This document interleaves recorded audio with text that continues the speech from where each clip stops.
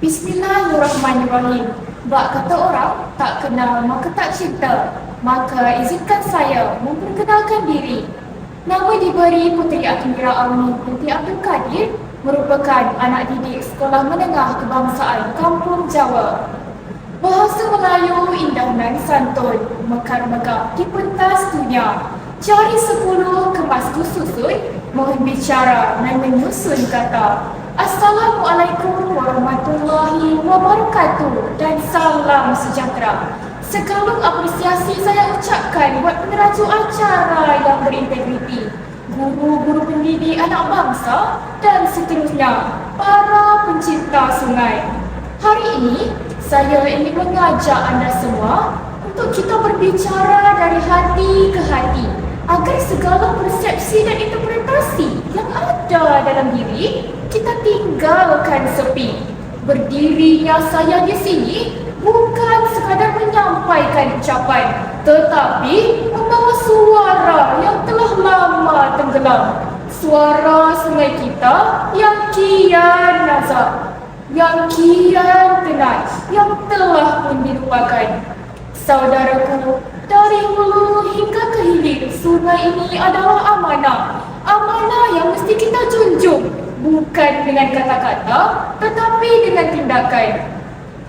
Rakyat mungkin tidak merasakan perubahan ini, tetapi bukan dengan pencinta alam. Mereka dapat merasakan segala perubahan yang berlaku pada sungai kita.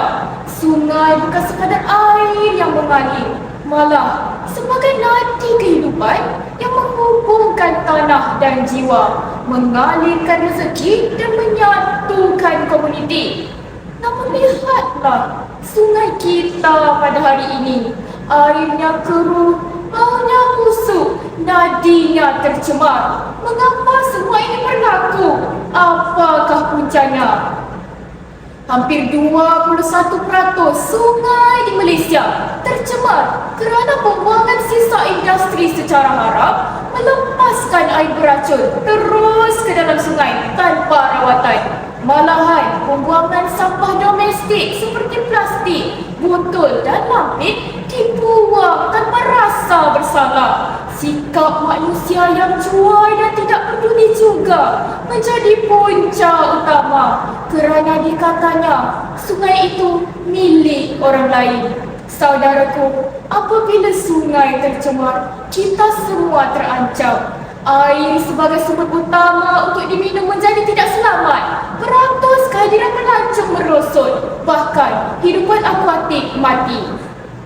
Jika kita lihat negara berperang seperti Afrika dan Palestin sebagai contoh negara yang mengalami masalah dan pencemaran air, mereka mengalami kesusahan untuk makan, minum dan melakukan aktiviti seharian. Kanak-kanak yang dulu bermain kirang kini perlu mengangkut air seberat 5 kilogram demi meneruskan kehidupan mereka. Maka bersyukurlah kita sebagai rakyat Malaysia. Namun, kita masih tidak boleh berdiam diri. Kita mesti bertindak. Antara cara yang dapat kita lakukan untuk mengatasi pencemaran sungai ialah memberikan pendidikan dan kesedaran di sekolah. Anak-anak muda generasi kini perlu dididik untuk mencintai sungai. Seterusnya, penguatkuasaan undang-undang terhadap kilang yang mencemarkan sungai mesti lebih tegas. Akta Kualiti Alam Sekeliling Pindaan 2024 telah diwartakan pada 6 Jun 2024 dan mula berkuat kuasa pada 7 Julai 2024. Pindaan ini merupakan pindaan kali ke-7 yang memberi penekanan kepada peningkatan hukuman, denda dan penalti bagi kesalahan yang berkaitan dengan alam sekitar.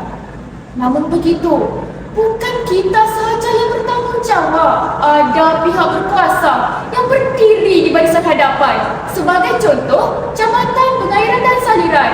Mereka membantu memantau pencemaran dan melaksanakan undang-undang. Seterusnya, Jabatan Aliran dan Saliran. Mereka memastikan aliran sungai lancar dan tidak terganggu. Kita perlulah berterima kasih kepada jabatan-jabatan ini kerana mereka turut membantu dalam penjagaan sungai di Malaysia. Namun, mereka memerlukan sokongan kita kerana selagi rakyat leka, usaha mereka ibarat menadah hujan dengan daun keladi. Dalam peribahasa, berat sama dipikul, ringan sama dijinjing. Kita mestilah segera selangkah mengatasi masalah ini. Saudaraku, sungai itu pernah memberi kita kehidupan. Kini merintih, menjerit, meminta pertolongan. Apakah kita mahu terus menjadi generasi yang membiarkan sungai mati? Atau kita mahu dikenang sebagai mereka yang bangkit, menjaga amanah yang mengalir untuk anak cucu cicit kita? Kita tidak mewarisi bumi ini dari nenek moyang kita. Kita meminjamkannya kepada anak cucu kita. Jika sungai mati, air bersih hilang. Jika sungai mati, nyawa terancam. Jika sungai mati, bangsa juga akan layu. Maka marilah kita berdiri bersama, bukan sebagai penonton, tetapi sebagai pejuang. Kerana sungai ini bukan milik sesiapa, tetapi tanggungjawab kita semua. Sekian, wassalamualaikum warahmatullahi wabarakatuh. Salam sungai, masa depan kita, salam perjuangan.